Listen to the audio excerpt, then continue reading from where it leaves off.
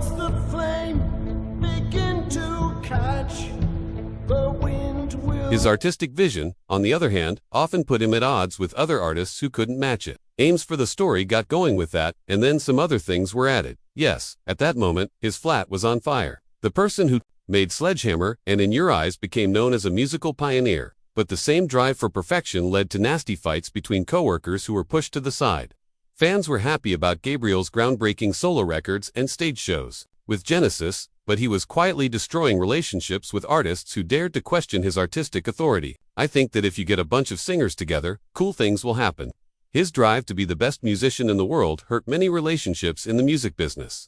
From heated fights behind closed doors to planned attempts to hurt other artists' careers, these weren't small arguments about ideas or short-term issues. Professional fights that lasted for a long time broke up bands, hurt friendships, and made people in the progressive rock community angry for a long time. He accused a former bandmate of giving up their reputation for money during a heated argument.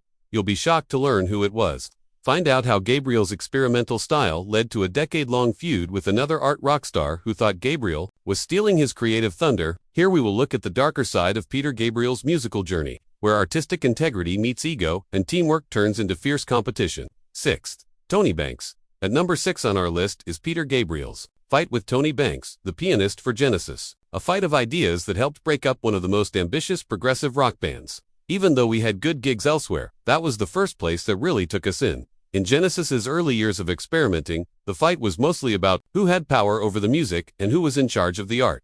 Tony controlled the sound of the band, with his classical piano skills and tricky synthesizer setups. But Peter wanted the same amount of room to be creative with his dramatic ideas and his unusual song structures. Genesis Royce, who used to be in the group, says that recording sessions turned tense as the two men fought over studio time and arrangements. Tony's supposedly academic approach to songwriting made Peter angry because he thought it restricted the band's emotional range and theatrical options. Tony is said to have thought that Peter's costume ideas and story parts were just distracting tricks that took away from the music. It all came to a head when they were making The Lamb Lies.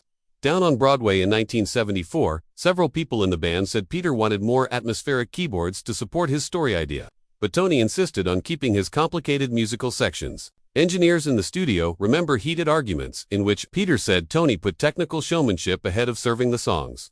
It was clear that their styles didn't go together when Peter started making solo music with few piano parts. Tony is said to have told the other musicians in the band that Peter was getting too difficult to work with and was stopping Genesis's creative growth. This disagreement over the keyboard was a big reason why Peter decided to quit the band for good. Number 5. Mike Rutherford. At number 5, we talk about Peter Gabriel's nasty fight with Mike Rutherford, the bassist for Genesis. A fight that led to permanent disagreements over who owned the creative work and how the music should be directed. The trouble started when Mike started to take more control over Genesis's guitar-based music while Peter was coming up with ideas for new albums.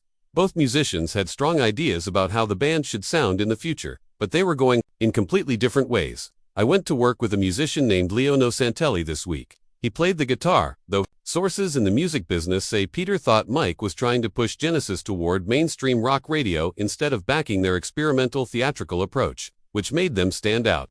Mike is said to have said that Peter's fancy stage ideas were taking away from the band's real musicianship and making them look like a circus act instead of serious musicians.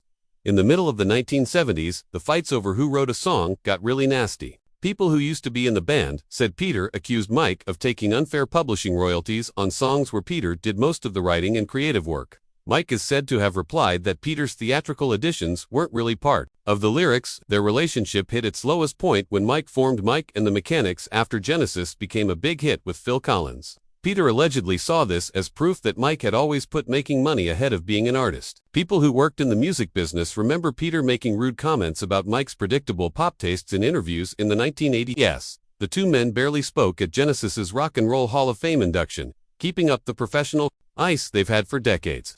4 directors from record labels. Peter Gabriel's ongoing fight with different record company executives who tried to control his artistic output and business direction throughout his career comes in at number 4. Atlantic Records put pressure on Genesis in their later years to make music that would play better on the radio, which is where the fight began. Peter reportedly had many disagreements with A&R employees who wanted him to tone down his theatrical performances and focus on writing songs in a way that would appeal to American audiences. When Peter started working alone, things got worse. Because he insisted on having full creative power over his recordings, used to be charisma. The people who worked on the records remember heated talks where Peter wouldn't give up his artistic vision for money reasons. He is said to have told an executive that he would rather stop making music than make a clean business product that was decided on by a committee. During talks for his world music projects in the 1980s, things got so bad that they were bordering on a crisis. The heads of the record companies didn't get why Peter wanted to use musicians from Africa and the Middle East on his CDs, saying that Western listeners wouldn't connect with such experimental sounds.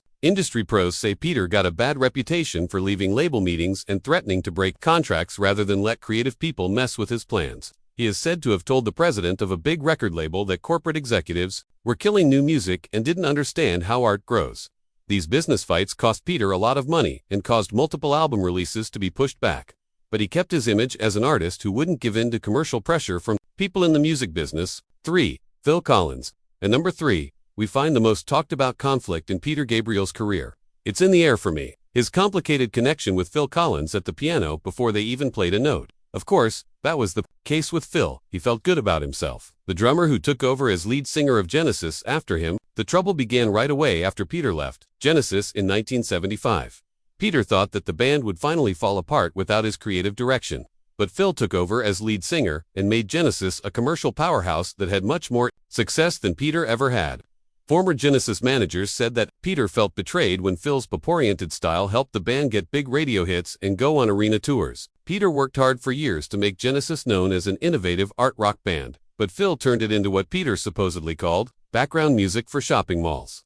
During the 1980s, when both men were trying to reach the same kinds of people, the competition got worse. Music journalists remember the quiet tension at industry parties where Peter and Phil would either avoid each other or say nice things, but with a point about how they saw musical integrity. Former executives at a record company said Peter was especially angry about Phil's success with Genesis and his solo business at the same time. Peter is said to have told friends that Phil was doing too much and spreading himself too thin to make important art in either situation. The situation got the worst when both men had to share the stage at Genesis Rock and Roll Hall of Fame induction ceremony, even though they had been business enemies for years. Their short conversation was polite, but clearly tense, proving that they have had creative differences for decades that have not been resolved. 2. Sting. In second place is Peter Gabriel's tough battle with Sting. I hope that a rivalry that split the art rock group and made people dislike each other at work will last. In the 1980s, both musicians were exploring similar ground. They were adding world music elements, talking about social problems, and trying to establish themselves as intellectually serious artists rather than just pop entertainers. 20 minutes later, we'll get back together, and either Peter or I will do a set. That means there may be 4 parts that we have joined together. This overlap made them directly compete, which neither man liked. People who work in the music business say that, Peter thought, Sting was copying his way of working with musicians from around the world without getting the cultural significance of it. Peter had spent years getting to know African and Latin American singers. But Sting's experiments with world music were the ones that made him famous.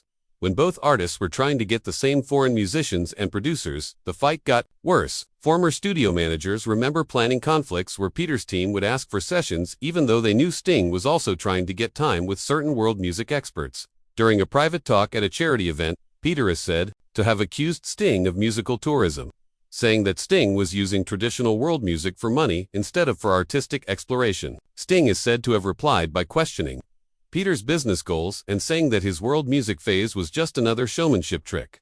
It was clear that they didn't like each other when neither of them would agree to work with the other artists on projects or tribute records. Event planners learned to book them for different nights so that there wouldn't be any fights behind the scenes that would take away from the shows. David Bowie is one. The artist who Peter Gabriel most admires is in first place. Music. He has been at war with David Bowie for decades over art.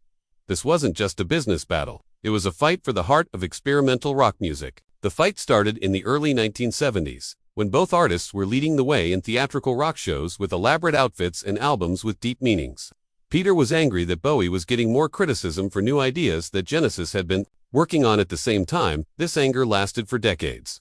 Former Bowie employees say that Peter became concerned with showing that he was a better artist than the Thin White Duke. Peter is said to have told friends that when Bowie went to Berlin for his experimental trilogy, Bowie was following trends instead of making them and didn't have a real creative vision. The feud was at its worst in the 1980s, when both artists were exploring electronic music and multimedia shows, getting along with other people's songs. People who have worked in the music business for a long time remember Peter actively fighting with Bowie for the same cutting-edge producers, video directors, and visual artists who could help them develop their more complex artistic ideas. Former studio engineers said that Peter would keep an eye on Bowie's recording schedule and book sessions with similar musicians right afterward, on purpose, to try to steal Bowie's partners and stay ahead of his creative growth. During a rare, interview moment, Peter is said to have said that Bowie's business success was style over substance. This was the worst insult of all. Their Cold War went on until Bowie's death. In public, they were both polite, but behind closed doors, they were racing to be known as rock's most innovative artists. Throughout his legendary career, Peter Gabriel's never-ending search for new ways to make art made him foes he didn't expect. These fights show how creative perfectionism can ruin business relationships and split music groups in two. What was Peter defending real art or just being a pain to work with? Say what you think. Click the like button and enter your email address to get more musical puzzles.